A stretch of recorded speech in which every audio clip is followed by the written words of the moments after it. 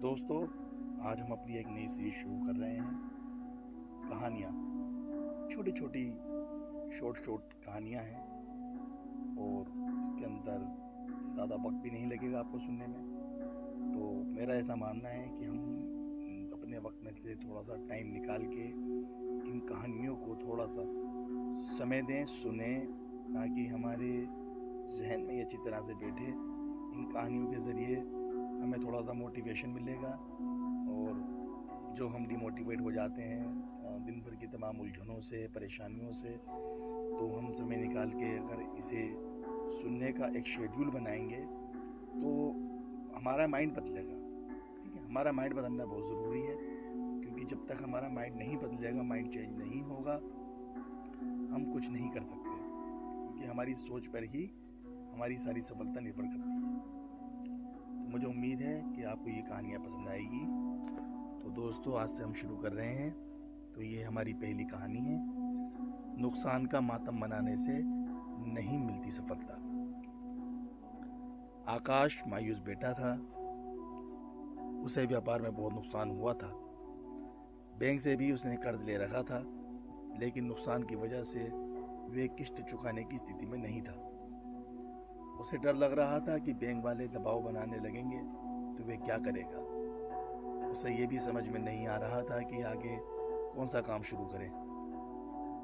जिस बिजनेस में नुकसान हुआ था, उसे दोबारा शुरू करने की हिम्मत आकाश में नहीं थी। यही सब सोचकर वे परेशान रहने लगा। एक दिन उसका दोस्त परेश उससे मिलने आया। परेश ने आकाश को देखते ही कहा, क्या बात है यार, बहुत परेशान लग रहे हो। आकाश ने अपनी परेशानी छुपाने की कोशिश करते हुए कहा, कुछ नहीं यार, बिजनेस में थोड़ा सा उतार चढ़ाव आता रहता है।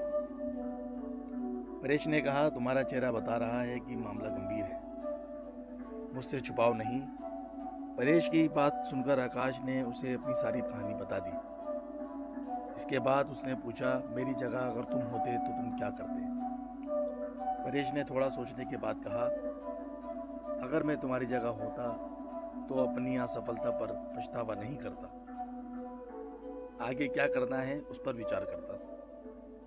पछतावा करते रहने से आदमी नुकसान से, दुख से बाहर नहीं निकल पाता। मेरी मानो तो तुम नए सिरे से अपने बिजनेस को खड़ा करने की सोचो। मित्र की सलाह के बाद आकाश ने कहा, तुम बात तो ठीक कह रहे हो, लेकिन मुझ में फिर से वही बिजनेस शुरू करने की हिम्मत नहीं है। इस पर परेश ने कहा, यह सही है कि तुम्हें नुकसान हुआ है, लेकिन तुम्हें तजुर्बा भी तो मिला है।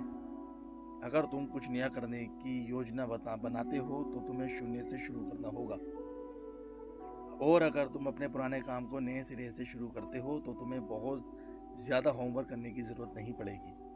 मेरी राय में तुम्हें नुकसान का मातम नहीं मनाना चाहिए, काम को नए सिरे से शुरू करने की प्लानिंग करनी चाहिए।